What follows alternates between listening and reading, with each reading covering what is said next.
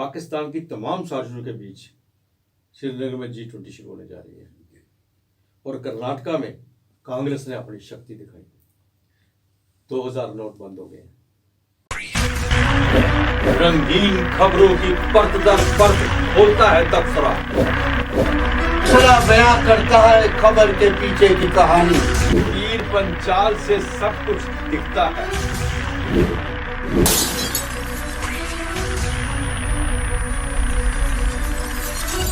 नमस्कार, तबसरा आज दोपहर तक में एक बार फिर आपका स्वागत है और मैं हूं दर्शपाल गुप्ता और मेरे साथ हैं वरिष्ठ पत्रकार सतीश वर्मा जी। सतीश जी, तो सबसे पहले हम बात करते हैं पाकिस्तान की तमाम साजिशों की।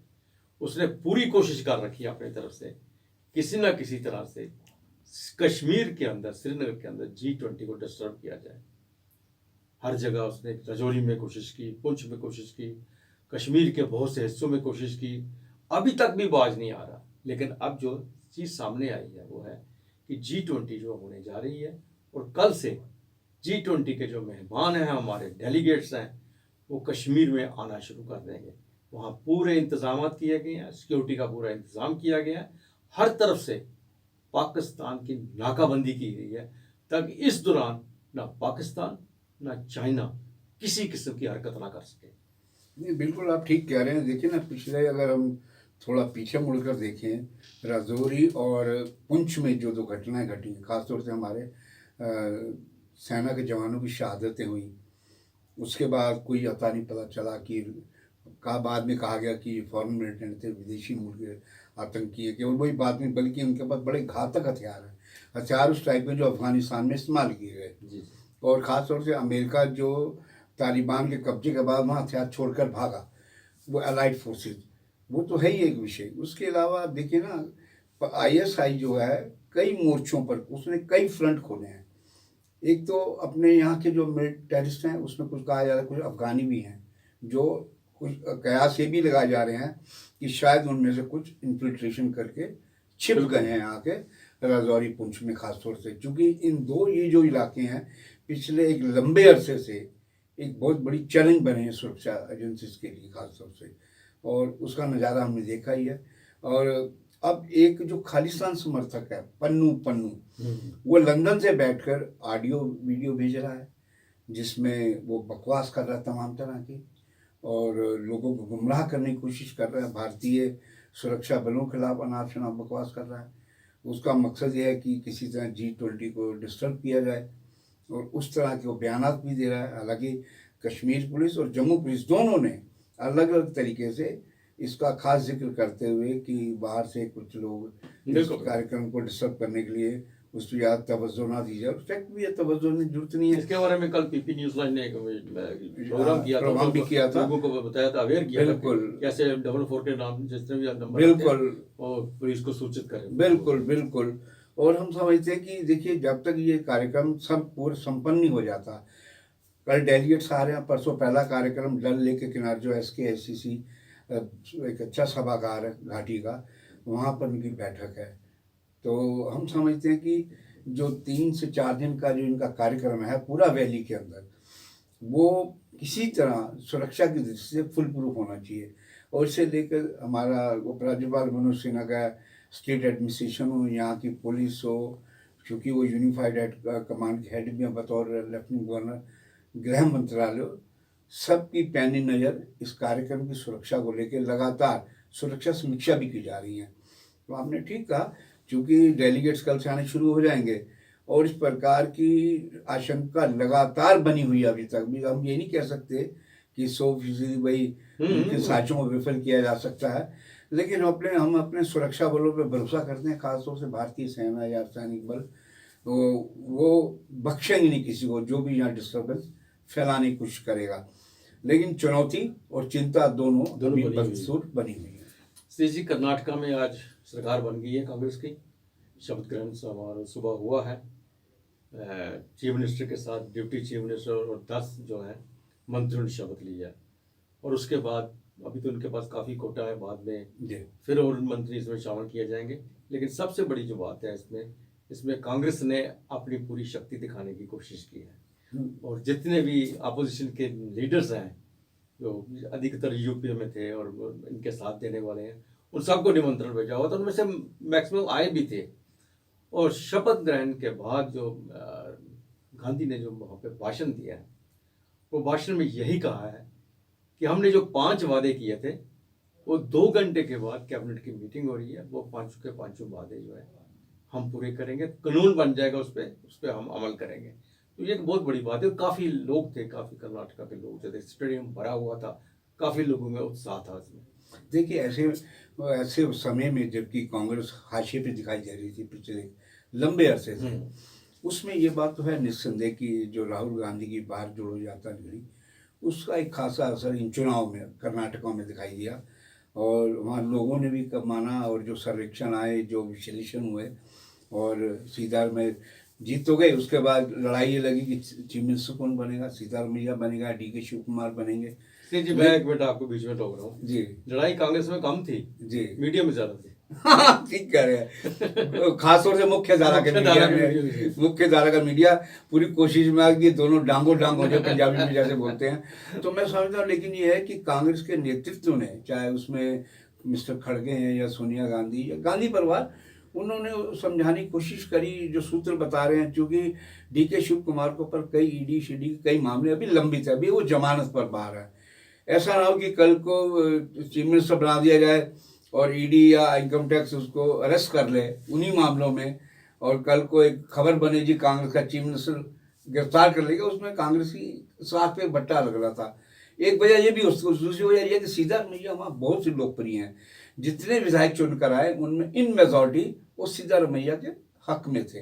ये तो एक बात है। दूसरी बात है जिस ओर आपने इशारा किया, एक शक्ति प्रदर्शन दिखाया, ये है कि आज न्योता तो उन कईयों को भेजा था, लेकिन कुछ को नहीं भेजा, जिसमें अरविंद केजरीवाल दिल्ली के मुख्यमंत्री हैं, यूपीए में थे, 5-6 लोगों को उन्होंने, चीफ मिनिस्टरों को बिल्कुल नहीं भेजा। केरला के CM को नहीं भेजा, आंध्रा के CM को नहीं भेजा, तेलंगाना के नहीं भेजा। कई ऐसे हैं जो नहीं, कुछ एक तो तेलंगाना के साथ भेजा लेकिन आए नहीं। लेकिन ममता को भेजा, ममता ने नुमाइंदा भेजा, शरद पवार आए। उसके यहाँ हम अपनी स्टेट की खासतौर से बात करें, फारूक अब्दुल्ला, उमर अब्दुल्ला और महबूबा मुफ्ती, ये तमाम वहाँ अपना दिखा रहे थे, अपना प्रेजेंस दिखा रहे थे। और जिस स्टेडियम में था, वो स्टेडियम बिल्कुल तिल रखने की जगह नहीं थी, खचाखच भरा था। कांग्रेस के लिए शायद हम समझते हैं ये पहला सौभाग्यशाली अवसर था कि कम से कम 2 के 2.5-3 दशक के बाद किसी स्टेट के अंदर, और खासतौर दक्षिण भारत की स्टेट के अंदर, इस प्रकार का जालो जलाल दिखाया हो कि इतनी जनता आई हो और लोगों के अंदर जोश हो। और राहुल गांधी, जिनका आपने जिक्र किया, चूँकि वायदे तो उन्होंने किए थे, गांधी परिवार ने, खड़गे साहब जो पार्टी पर, उन्होंने कहा कि पहली बैठक जो कैबिनेट हुई उसमें 5 वायदे, और ये वायदे और उन्होंने नब्ज पकड़ ली है, यूथ और महिला और OBC, दलित, माइनॉरिटी। उनको पता है कि ये अगर जिसके साथ चल पड़ेगा वो निर्णायक होगा। तो उनको लेकर जो 5 वायदे किए थे, उन्होंने कहा कि ये 2 घंटे बाद उसका कानून बनेगा।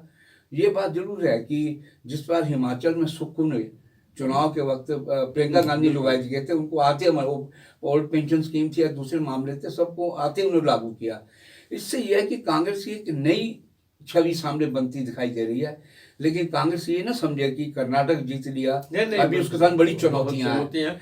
जी, एक चीज मैंने सुबह नोट की बड़ी जी, कि जब शपथ ग्रहण चल रहा था, जब वहाँ पे समारोह हो रहा था, जितने भी विधायक आए वहाँ पे, जो मंत्री जिनको मंत्रिमंडल में शामिल किया है, उनमें से कोई ऐसा नहीं था कोई नया MLA बना हो। किसी को 4 बार जीता हुआ है, कोई 5 बार जीता हुआ है, कोई 6 बार जीता हुआ है, कोई केंद्रीय मंत्री रह चुका है, कोई राज्य मंत्री वहाँ का रह चुका है। मतलब बहुत ही एक्सपीरियंस जो कह सकते हैं, अनुभवी जो है, वो कैबिनेट में शामिल किए। नहीं, ये एक अच्छी बात है, क्योंकि काम उन्हीं से करवाना है। शायद ये भी एक स्ट्रेटेजी है कि अगर नए को बनाएंगे, ये ना ब्यूरोक्रेसी कल को ईब बट लगाए और जो वायदे करने की बात है उसमें अड़ंगेबाजी की बात ना हो। तो हम समझते कांग्रेस बड़ा सोच समझ के मैदान में उतर रही है और प्ले कर रही है। लेकिन यह है कि अभी 5 राज्यों के जो चुनाव है इसी साल, कांग्रेस के लिए चुनौतियां बनी हुई हैं। और राजस्थान का कांग्रेसियों का झगड़ा हो, या फिर मध्य प्रदेश हो, तेलंगाना में चुनाव है, छत्तीसगढ़ में है। तो ये तमाम राज्य हैं, ये चुनौती है। चुनौती बीजेपी के लिए भी है, क्योंकि कर्नाटक प्रवेश द्वार था बीजेपी का। बाकी राज्यों में तो बीजेपी कहीं से ही नहीं, लेकिन एक कर्नाटका था जहाँ पर बीजेपी की सरकार रही है एक लंबे अरसे तक। अब ये है कि जिस प्रकार मध्य प्रदेश की खबरें आ रही हैं, आपको तो मालूम ही अच्छी तरह, क्योंकि कहते हैं ना जब कश्ती डूबने लगती है तो लोग कूद के भागने की कोशिश करते हैं। तो ऐसा लोगों को लग रहा है कि कहीं सत्ता में कहीं बदलाव दिखाता है, ब्यूरोक्रेसी हो या पॉलिटिकल आदमी, ये दो ऐसे होते हैं इनको स्मेल हो जाती है। मध्य प्रदेश में भी इसी तरह से भगदड़ मची है, कोई बीजेपी के नेता कांग्रेस की ओर दौड़ रहे हैं, लेकिन फिर भी ये अभी कह पाना निश्चित नहीं है कि कांग्रेस ही वहाँ लौट कर आएगी, बीजेपी भी आ सकती है। वही कह रहे हैं कि कुल मिलाकर देखा जाए कांग्रेस के लिए चुनौतियां अभी भी बरकरार है। सी जी, कल से हम 2000 के जो आपके पिंक नोट थे, जैसे आप गुलाबी नोट थे, गुलाबी नोट, वो बंद हो गए हैं। लेकिन एक इसमें अच्छी बात है कि कम से कम अफरा तफरी का माहौल नहीं बनेगा आम लोगों के लिए, क्योंकि इसमें समय दिया गया है 23 से मई के बाद इसको आप चेंज कर सकते हो बैंक में, और बैंक में जाकर 20,000 एट टाइम 10 नोट जो है चेंज कर सकते हो, और अपने अकाउंट में आपके जितने भी हैं डिपॉजिट करवा सकते हो, और सितंबर तक जो है ये नोट चलेंगे। लेकिन इसको लेके भी राजनीति चल रही है। कुछ कह रहे हैं कि ये एक अच्छा स्टेप है, ब्लैक मनी बाहर आएगी।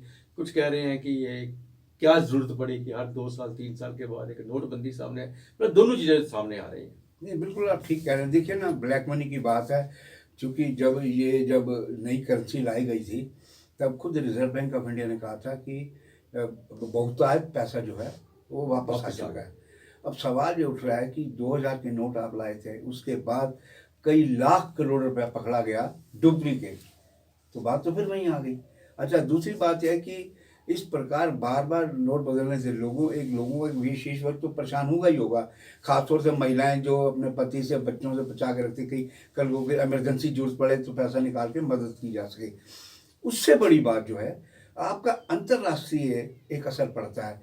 दूसरे मुल्क जिनसे आप कारोबार करते हो कहते हैं पता नहीं कि कल करेंसी फिर चेंज हो जाए, वो एक गलत जो मैसेज आता है वो भी एक चिंता का विषय है। मैं कई जो एक्सपर्ट हैं अर्थ मामले में, इकोनॉमिक्स में, मैं उनके साइट्स पे लेख और बड़ा चीज़ें देख रहा था, उनमें कईयों ने यही चिंता जताई। कह रहे जब लाया गया था 2000 का नोट पहली बार, तब लोगों को अगर 100 रुपये की चीज़ लेनी थी 1900 देते वापस आते बड़े मुसीबत आती। तब तो चलो डिजिटल हो गया, अब तो गूगल के जरिए जहाँ मर्जी पेमेंट कर लो, अब कोई प्रॉब्लम नहीं है। लेकिन अब जिस प्रकार से अचानक ये स्टेप उठाया गया 2000 के नोट को वापस लेने का, कहता है इससे एक अंतर्राष्ट्रीय स्तर पर गलत संदेश जाता है कि ये सरकार हर 3 साल 4 साल 5 साल बाद ये नोट अपनी मुद्रा को लेकर क्या क्या फैसले लेती है।